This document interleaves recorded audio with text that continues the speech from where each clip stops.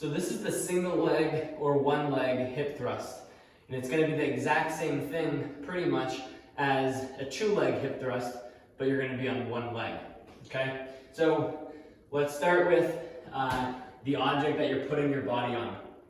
You want something that at the top of this movement, it allows your torso and your leg to all be parallel to the floor. Okay? If it's a tiny bit off, that's okay, but I wouldn't want this bench to be much higher, or that's gonna, not make the exercise very effective, nor would I want the bench to be too much lower for the same reason. So find something that at the top allows your body to be nice and parallel. The other thing to note about the setup is that you want to start where your shoulder blades are at the bottom of whatever you're on. Okay, so I'm on a bench right now. If you're at home, you could use a couch, or if you're at home or a gym, you could use a bench or a box that's, this height, about this height. You could put a pad on it in order to cushion it. So that's the setup, all right? You're not here, nor are you like this, but the bottom of your shoulder blades are at the bottom of the bench. From there, your arm positioning.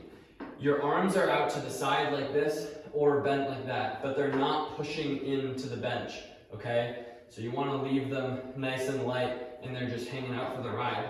And then from there, you're going to push one leg into the ground. The other leg is going to be bent, okay? I don't want to see you straighten it because that oftentimes, it makes your hip flexors work too hard. It compromises the form. So keep your leg bent for now. You're going to go down and then you're going to go up. Squeeze that butt cheek as hard as you can, okay? You're not just running through the motions like this.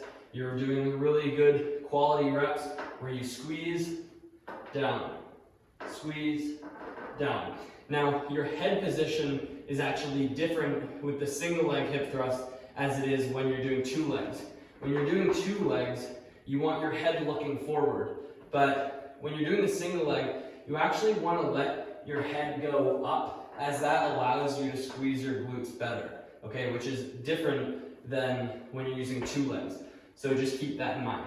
The other thing is, when you're at the top of this motion, your heel should be underneath your knee, okay? So you're not out here, you're gonna feel that way too much in your hamstrings, and you're not in here, you're gonna feel that way too much in your quads.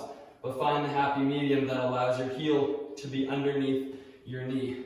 And then from there, you have a bent knee, you go all the way down, all the way up and squeeze, okay?